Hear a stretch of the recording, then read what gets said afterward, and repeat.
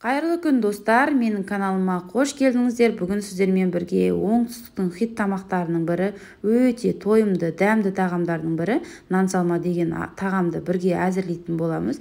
Ол үшін видеоны соңына дейін қарап, менімен бірге болыңыздар. Және каналыма тіркеліп қоюды ұмытпаңыздар. Ең әуелі қамырымызды дайындаймыз. Ол үшін қамыр илейтін боламыз. Бір кесе суға жұмыртқаны салып аламыз, үстіне тұзды саламыз және 2 ас қасықтың көлемінде сұйық майымызды құйып алып, жақсылап тұзымыз ерігенше жақсылап араластырып аламыз. Барлығы араласып массамыз дайын болған кезде үстіне електен өткізген ұнымызды салып алып, қолдың көмегімен қамырымызды илейтін боламыз. Бізде қамырымыз жұмсақ болмаған дұрыс, неғұрлым қатты болса, біздің қамырымыз соғұрлым езілмейтін болады. Жақсылап қамырымызды илейміз. Қамырымызды осылай жақсылап илесек, қамырымыз соғұрлым жақсы жайылады және жақсы түсетін болады. Құрамын толықтай описание бөліміне қалдырамын, төменнен қарасаңыздар болады. Мінекей бізде осындай тығыздау қамырымыз дайын болды. Енді қамырдың бетін жауып 5-10 минутқа қалдырамыз. Арасында осылай июін қандырып илеп тұрыңыздар, сол кезде біздің қамырымыз оңай жайылады. Ал енді подливын дайындайтын боламыз. Ол үшін табамызға сұйық майымызды құйып аламыз. Бірінші етімізді салып, жақсылап қызарғанша қуырып алатын боламыз. Міндетті түрде арасында араластырып, жақсылап етімізді қуырып аламыз. Етіміз қуырып болғаннан кейін үстіне ірі қылып туралған пиязымызды салып аламыз. Пиязымызды дәл солай 2-3 минут шамасында қуырамыз. Одан соң ірі туралған осылай сәбізді саламыз. Мен барлығын осылай ірі қылып турадым. Қалауларыңыз бойынша ұсақтап турасаңыздар болады. Енді үстіне томатты саламыз және менде осындай салат бар еді. Өте дәмді қылады. Соны томаттың орнына соны да қостым және картопты салдым. Барлығын жақсылап араластырып қуыратын боламыз. Енді картоптан кейін болгар бұрышын саламыз және тұзымызды саламыз. Кез келген дәмді приправалар қолдансаңыздар болады. Менде универсальный приправа.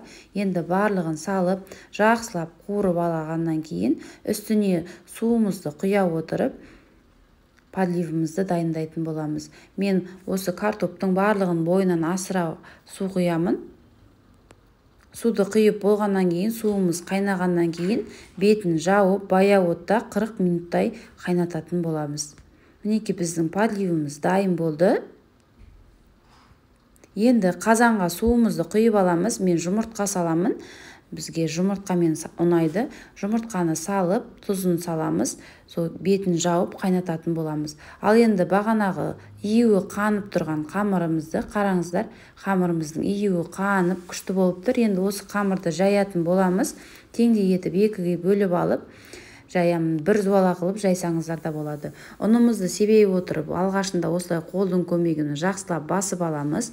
Кейіннен оқтаудың көмегімен жаятын боламыз. Алғашында осылай оқтаумен ортасына дейін әкеліп жайып алыңыздар. Содан кейін ғана барып, оқтауменен орап, екшетін баса отырып, қамырымызды жаятын боламыз.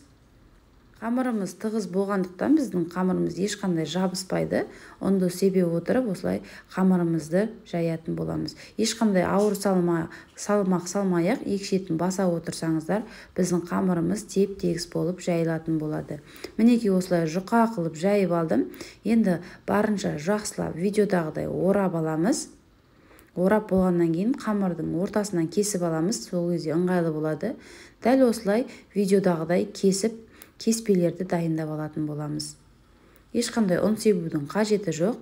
Барлығын араларын ашып алып, дәл видеодағыдай кеспе қылып дайындап алатын боламыз.